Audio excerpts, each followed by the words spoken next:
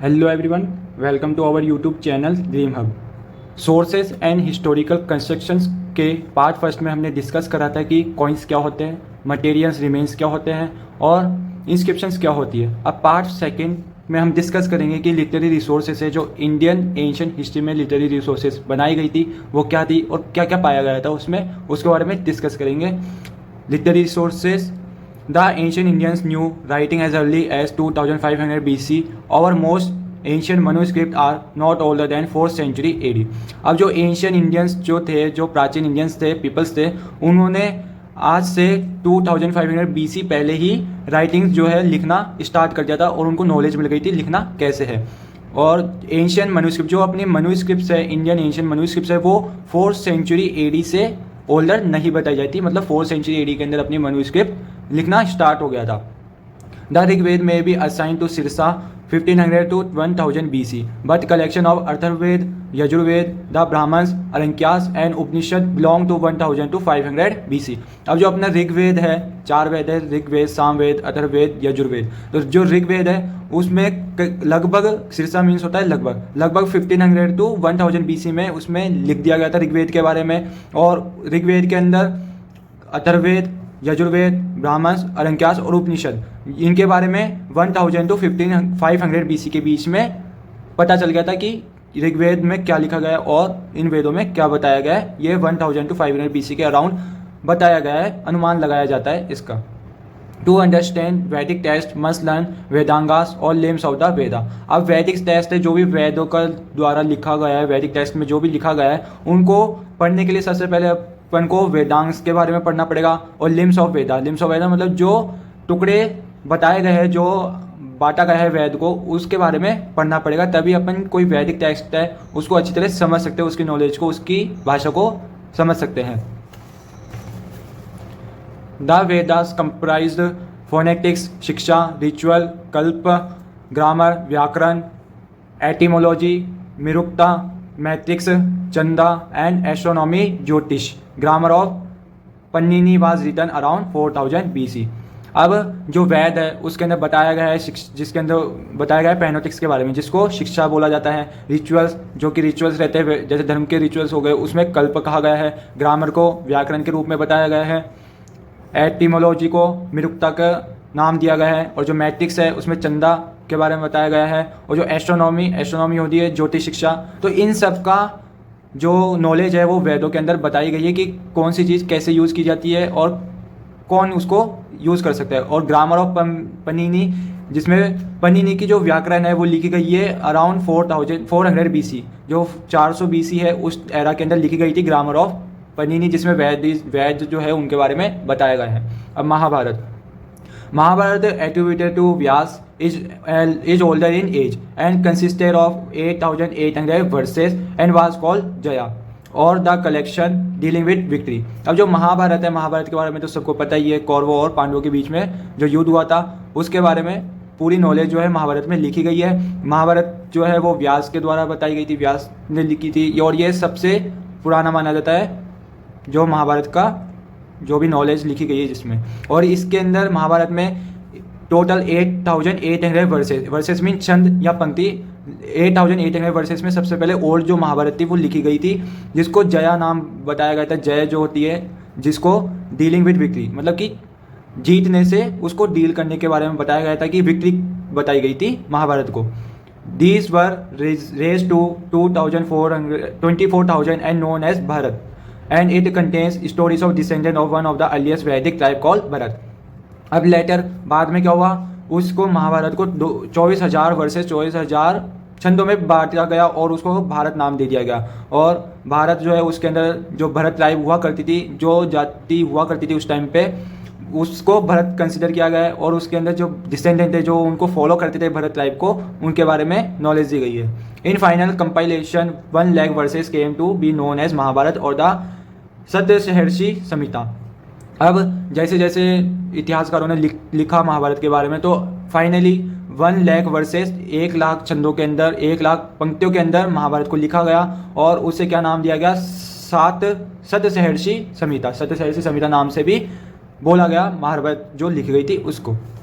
रामायण रामायण के बारे में तो पता ही है, जिसमें भगवान श्री राम है उनके बारे में बताया गया है। Ramayana of Valmiki originally consisted of 6,000 verses which were raise to 12,000 verses and finally to 24,000। अब जो रामायण है वो वाल्मीकि जी द्वारा लिखी गई थी, उसके अंदर करीब 6,000 वर्सेज, 6,000 पंक्तियों में, 6,000 छंदों में रामायण लिखी गई थी। बाद में उसको 12,000 वर्सेज में कन्वर्ट कर दिया गया, 12,000 छंदों के अंदर बता दिया गया, और लास्ट में फाइनल जो रामायण थी वो 24,000 वर्सेज के अंदर, मतलब 24,000 छंदों के अंदर, 24,000 पंक्तियों के अंदर रामायण को लिखा गया। सौर सूत्र एंड गृह सूत्र belong to Sirsa 600 to 300 BC। अब जो श्राद्ध सूत्र है और जो गृह सूत्र है ये कौन सी सेंचुरी के बिलोंग करते हैं? ये 600 to 300 BC, लगभग 600 से 300 BC के अराउंड जो है वो बिलोंग करते हैं, जो लिखे गए थे ये दोनों। The earliest Buddhist text were written in the Pali language which was spoken in Magadha और south Bihar. In Buddhist the birth stories is called Jataka which is a folk tale. अब जो अर्लीस्ट बुद्धिस्ट टेक्स्ट है, जो बौद्ध धर्म द्वारा जो टेक्स्ट लिखे गए थे वो कौन सी लैंग्वेज में लिखे गए थे? पाली लैंग्वेज के अंदर। और जो भी लैंग्वेज यूज़ हुआ करती थी वो ज़्यादातर कहाँ यूज़ करते थे? मगध एरिया में, और जो साउथ बिहार एरिया है उसमें यूज़ करते थे पाली लैंग्वेज, और जो टेक्स्ट है वो भी पाली लैंग्वेज में लिखे गए थे। और जो भी बर्थ स्टोरीज है, जो बुद्धिस्ट के अकॉर्डिंग जो भी बर्थ स्टोरीज है उसको जातक कहा जाता है, जो कि एक फॉल्क टेल है, मतलब एक धर्म के अकॉर्डिंग मानी जाती है। The Jain text were written in Prakrit and were finally compile in 6th century AD in Vallabhi in Gujarat. और जो जैन धर्म है, जैनिज्म है, उनके द्वारा जो टेक्स्ट लिखे जाते हैं वो किस में लिखे जाते हैं? प्राकृत भाषा में लिखे जाते हैं। और जो टेक्स्ट है प्राकृत भाषा में वो 6th century AD के लगभग लिखे गए थे। किस जगह लिखे गए थे? वो वल्लभी में, और वल्लभी कहाँ है? गुजरात के अंदर पाए गए थे जैन टेक्स्ट जो प्राकृत लैंग्वेज में लिखे गए थे।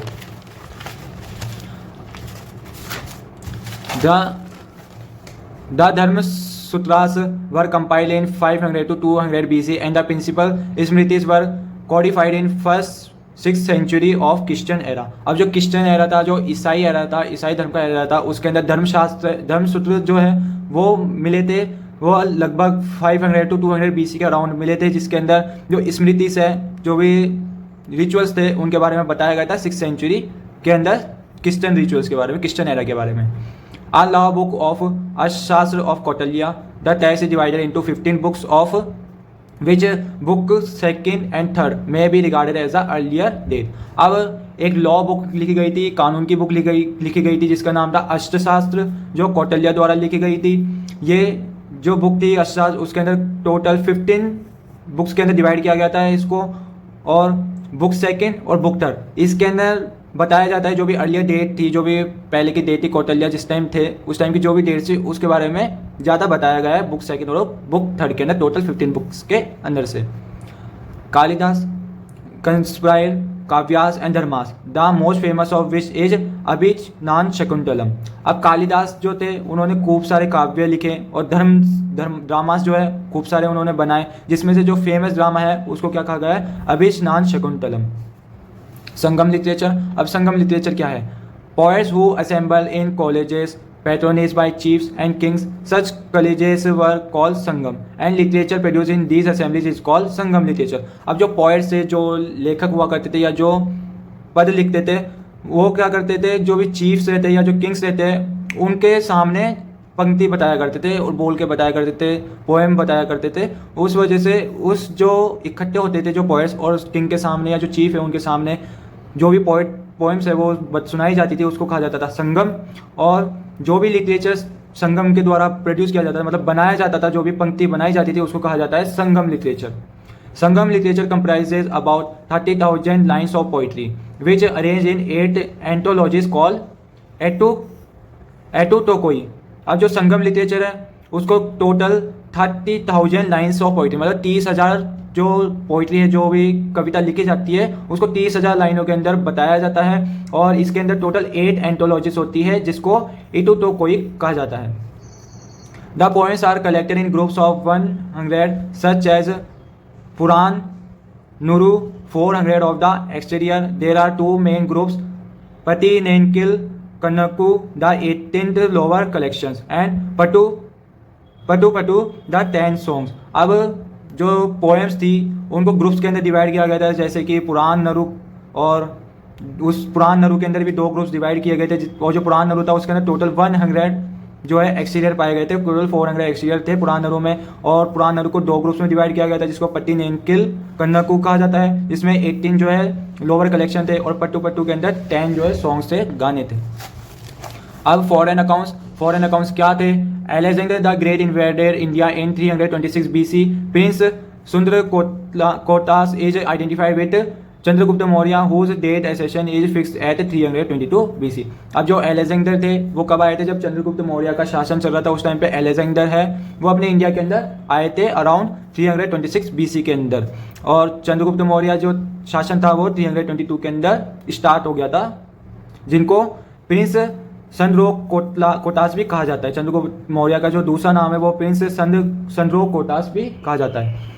The Indica of Megasthenes came to the court of Chandragupta Maurya has been preserve only in fragments quoted by subsequent classical writers.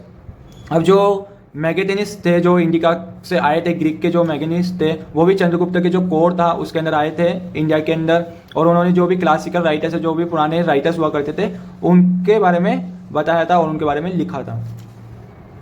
Periplus of the Erythraean sea and Ptolemy geography, both written in Greek, provided valuable data for study of ancient geography and commerce। अब जो Periplus थे वो एरिथेरियन सी से आए थे, और जो टॉलेमिस की जो ज्योग्राफी है उन दोनों ने मिलकर ज्योग्राफी लिखी, जिसके कौन सी लैंग्वेज में लिखा गया? ग्रीक के अंदर लिखा गया, जिसके अंदर जो इंडिया है उसकी ज्योग्राफी के बारे में बताया गया था, और जो भी एंशियंट जो भी ओल्ड ज्योग्राफी थी उसके बारे में बताया था इन दोनों ने अपनी बुक्स के अंदर। Pliny's Naturalis Historia which belongs to the first century AD was written in Latin. अब जो प्लेमिस की जो नेचुरलिस हिस्टोरिया थी, जो नेचर की हिस्ट्री थी, उसके बारे में फर्स्ट सेंचुरी AD के अंदर लिखा गया, और वो कौन सी लैंग्वेज में लिखा गया? लैटिन में, जिसने प्लेमी ने लिखी थी। Chinese travel Fa-Hizhen and Zhuangzheng came in India first in beginning of the 5th century AD and second in the second quarter of the 17th century AD। अब 2 चाइनीज ट्रेवल अपने इंडिया के अंदर आए थे, जिसका नाम था एक का नाम था फा-हाइजेन और दूसरे का नाम था ज़ुआनज़ेंग। जो फा-हाइजेन थे वो कब आए थे? 5th सेंचुरी AD के अंदर अपने इंडिया के अंदर उन्होंने ट्रैवल किया था, और जो ज़ुआनज़ेंग है उन्होंने 2nd सेंचुरी थी उसके अंदर ट्रैवल किया था, और 7th सेंचुरी के सेकेंड क्वार्टर के अंदर ट्रैवल किया था अपने इंडिया के अंदर, दोनों चाइनीज ट्रैवल। अब हिस्टोरिकल साइंस क्या होता है? जिसके अंदर जो भी हिस्ट्री लिखी गई थी, जिसके भी द्वारा लिखी गई थी एंशियंट हिस्ट्री, उसके बारे में बताया गया है हिस्टोरिकल साइंस में, और जो अपन को ऑल रिचुअल्स मिले थे उसकी पूरी नॉलेज दे रखी है इसमें।